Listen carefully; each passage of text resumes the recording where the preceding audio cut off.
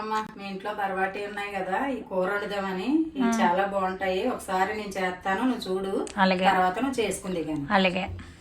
ఇగో నేను అన్ని రెడీ పెట్టుకున్నాను. ఏమి కావాలో చెప్పు. ఇగో ధనియాలు, జీలకర్ర, దాల్చిన చెక్క, లవంగ, యాలకులు, అట్లానే గస్సాలు. ఓకే. ఇవన్నీ కొంచెం ఫ్రై చేసుకోవాలి. మసాలానా? మసాలాలు, గరం మసాలా వేసుకోవాలన్నమాట. అదే గరం మసాలా వేసుకుంటే నువ్వు అన్నంలో తిన్నా, చపాతీలో తిన్నా బాగుంటది. ఒకసారి చేస్తాను, చూడు. అలాగే.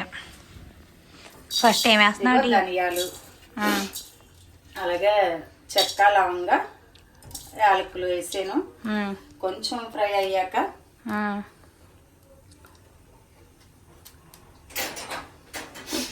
ఇవి ఫ్రై అవుతున్నాయి. ఇవి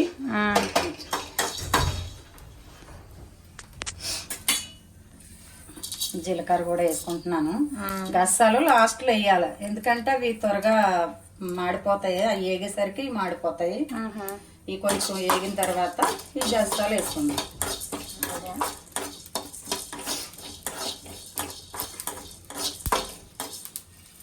ఈ బరబాటి ఏమంటారంటే గోకరకాయ అంటారు, పొడుగు చిక్కుడుకాయ. ఇది గోకరకాయ అని అంటారు. ఈ పొడుగ్గా ఉంటాయి చిక్కుడుకాయలు, పొడుగు చిక్కుడి, బొబ్బరి చిక్కుడు అని కూడా అంటారు. ఇక్కడ తెలంగాణలో అయితే గోకరకాయ అని అంటారు. ఇవి కొంచెం చల్లారి పెట్టేద్దామా? ఇగో ఈ ప్లేట్లో వేసేస్తున్నాను మళ్ళీ.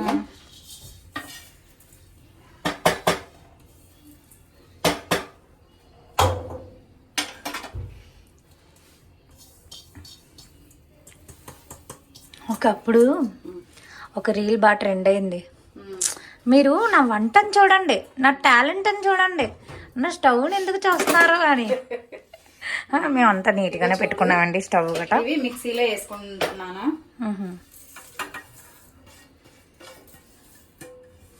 మనం ఇంకా ఏ కూరలు బాగా చేస్తామమ్మా? ఒకసారి చెయ్యమ్మా. ఏ కూరలో చేసుకుంటే అన్నీ బాగానే ఉంటాయి. గస్సాల కూర చేసుకుంటే మంచిది. బోళ్ళు కూరలు ఉంటాయి చేసుకుంటే. చేసుకున్నాము. ఇందులోనే ఉల్లిపాయ కోసి 2 ఉల్లిపాయలు సరిపోతాయి. పొడిని ఏం పక్కన పెట్టరా? ఏం అవసరం లేదు, దాంట్లోనే కోసే. అరకిలో ఏంటి అరకిలో? అరకిలో చిక్కుడుకాయలకి, బొబ్బరికాయలకి 2 ఉల్లిపాయలు వేసుకుంటే సరిపోతాయి. 2 ఉల్లిపాయలు చాలా సరిపోతాయి. చూడు, కూర తిని చూడు, అప్పుడు చెప్పి ఎన్ని ఉల్లిపాయలు వేసేవు, ఎన్ని మసాలాలు వేసేవు అని చూసుకుంటున్నావు కదా. రేపు పొద్దున మళ్ళీ నువ్వు వండుకొని చూసుకో, నీకే తెలుస్తుంది. ఏ కూర ఉన్నా సూపర్ వండుతామా?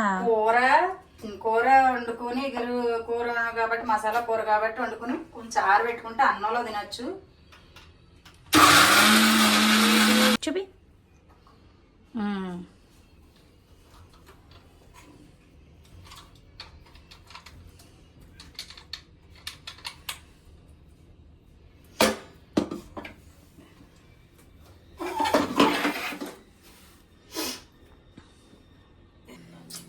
స్టవ్ వెలిగించుకొని బాండీ పెట్టుకున్నాను. పెట్టే.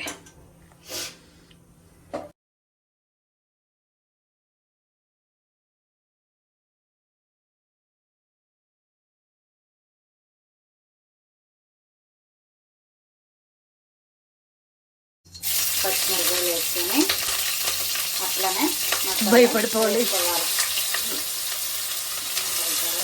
వంటకాడికి ఎప్పుడైనా వండుతాను కానీ అందుకోవడానికి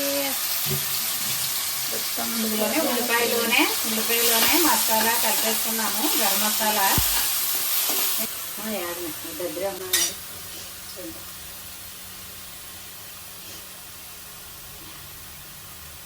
అయినా నూనె ఎక్కువే పడుతుంది. మామూలుగానే మగ్గే కొద్దీ వేసుకోవడమే. బాగా వేగిన తర్వాత కొంచెం అల్లం వెల్లుల్లి పేస్ట్ వేసుకున్నాను. ఇందులోనే కొంచెం అల్లం వెల్లుల్లి పేస్ట్ వేసుకున్నాను, 1 స్పూన్ ఫుల్గానే.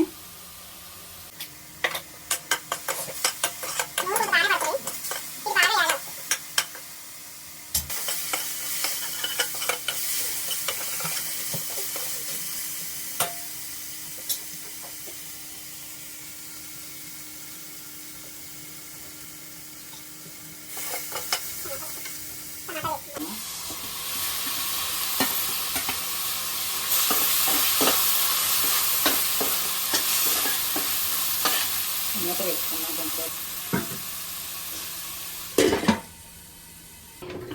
చూడండి టమాటా బాగా మగ్గింది, మసాలా టమాటా బాగా మగ్గింది. ఇంకో కొంచెం మగ్గబెట్టుకుందాం. శుభ్రంగా మగ్గిపోయింది. నూనె ఇట్లా తేలాలి మంచిగా.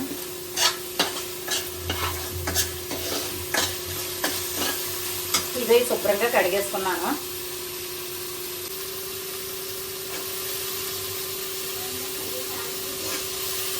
మొత్తం మా అమ్మ ఎండబెట్టేసి ఒడియాలు అయిపోయినాయి.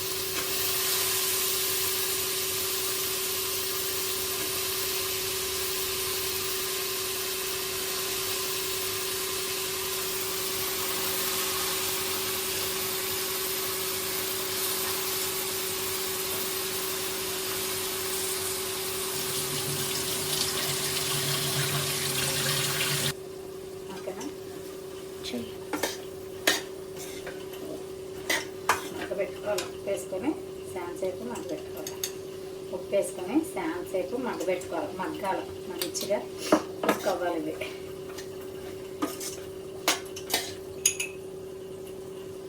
పసుపు వేసుకోవాలా? పసుపు వేసుకోవాలి కొంచెం.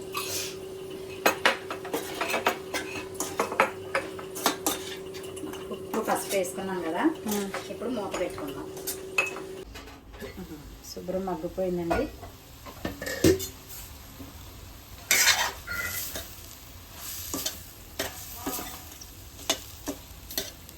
ఇప్పుడు కారం వేసుకుందాం.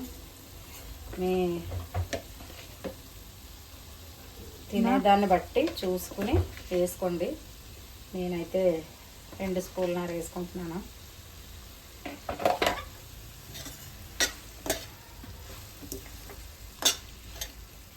ఇందాక ఆల్రెడీ ఉప్పు వేసుకున్నాం కదా, మళ్ళీ కొంచెం వేసుకుందాము.